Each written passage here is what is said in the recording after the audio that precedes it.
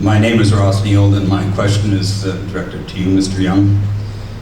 It follows for a little more detail in your response to the last question specifically. I note that your campaign has been endorsed by former Premier Mike Harris. Can you tell me what services you and Tim Hudak would cut in order to pay for the tax cuts that you promised? Thank you very much.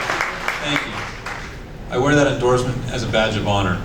Unlike the current government, unlike this government, Mike Harris said what he was going to do, and he did it. He meant what he said, and he said what he meant. This government has said one thing and repeatedly done the other. So, I can tell you exactly what we're going to do. We're going to prioritize programs that matter to people. Healthcare, education, social services, critical infrastructure.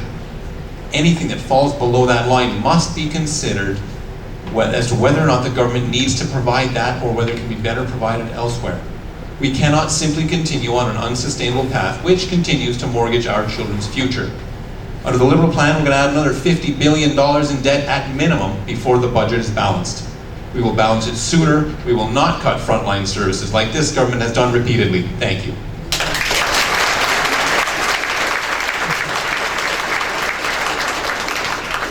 Mr. Young, for the other candidate, let's go down the line, starting with Mr. Reddy's. I'd like to hold off that answer, and I can put it up on my website, if possible, please. I was going to hold off on that answer, because I have to do some research. No answer at this time. It'll No be on answer your at that website. time. I'll be on my Facebook page. Excellent. Thank you. Ms. Howard.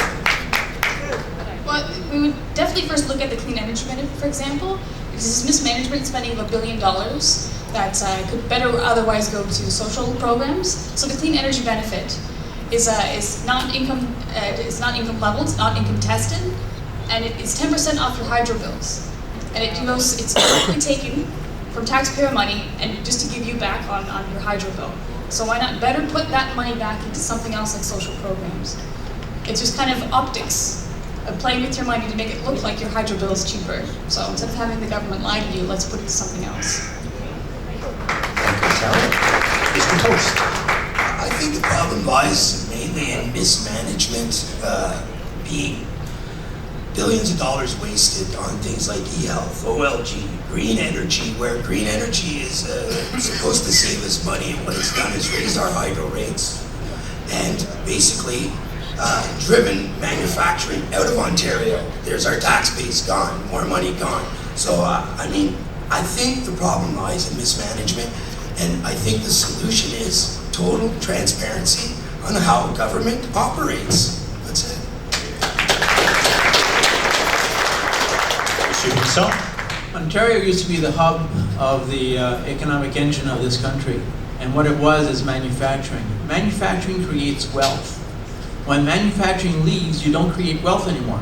All you have is a service to maintain the wealth that's there, but if that starts disappearing, then we're falling back on the government to fill that void. And governments don't create wealth. They create jobs that push papers around, yet they try to give services to the people, but do the people really need those services? And that's where they've turned around and laid us an incredible debt on our shoulders by hiring people to keep them hired. But does it create wealth? No, it doesn't, and that's the major problem right now. We just must start creating wealth again in this province, or we're not going to get anywhere out of this economic problem.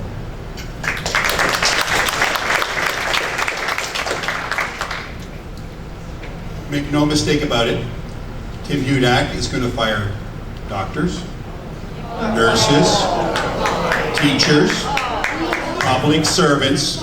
He is going to bring us back to 1995. I've seen this movie before. I remember when we underfunded the Ottawa Hospital. I remember when, and we all in this room remember when they tried to close the geocardiac unit. Et je me souviens de quand ils ont essayé de fermer le Lamofold. So that is clearly what your choice is. Tim Hudak and service cuts.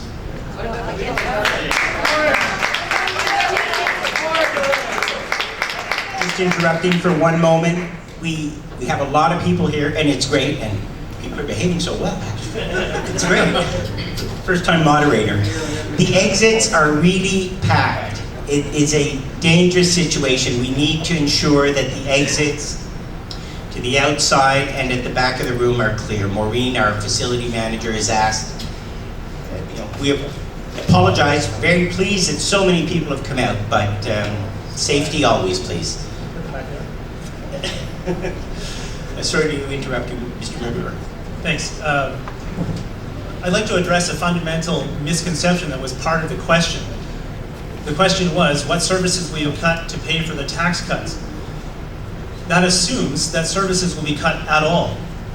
If you reduce spending and give the service back to the people so that they control it themselves, that is not a cut. That's right. If someone closed, That's right. if the government was making cars, and they would do it terribly, as all the governments that have ever tried to do it make it terribly, and they said, well, let's get out of this business, give it back to the people, the quality of cars would go up exponentially and the price would come down fast. It's the same across the board. Every business the government tries to run is run terribly. Think of one that you would say, that is an excellent business, and I'm sure glad government runs it. There aren't any. Government's job is to protect the citizens, not to take over their businesses and tell them how to run their lives and what to buy and how to spend their money. Standing ovation.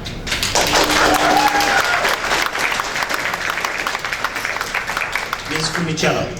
Thank you. We will take a balanced approach to balancing the budget. We will protect public services and we will ensure that individuals who provide those public services are treated with respect. We need to make sure that we are making strategic investments in a way that doesn't put the burden and doesn't balance the budget on the backs of our families. We need to make life more affordable. We're committed to job creation. The NDP have got in place initiatives to address youth unemployment, huge youth unemployment problem in this province, and we now have a program in place that's a first step in providing some help for youth to help them get into the workforce and deal with some of their highest student debt loads in the country. So we need to find ways, we need to cap CEO salaries while CEOs are continuing to get their raises. Our frontline staff are already being laid off and access to services. So we need to really turn things around and make sure that we are balancing things out that makes life more affordable for families and ensure that people have access to the important services they need. Thank you, Ms. Fumicello. Mr. Trinell. Okay, the basic political stupidity is that they all don't want to run the chips in the game. They all want to let the banks run the chips and go borrow from the banks and tax you to pay them interest, and you keep voting for them. Now, I want to run it like King Henry, 10 verses of poetry. The record most successful case was in the British Isle, where tallies, sticks of money, made King Henry one would smile. Accountants in the treasury would split the stick in two. One half would be the money and the other half its due. A tally worth of pounds of gold to pay the king's expense. The other half amounted to taxation that made sense. The tax collectors through the land all had an easy way, since people had their tallies and just enough the tax to pay. The tallies funded projects that could pay for everything, with tallies matching tax. A hero, Henry I, their king. I want to pay nuclear workers same way. Attaboy, John.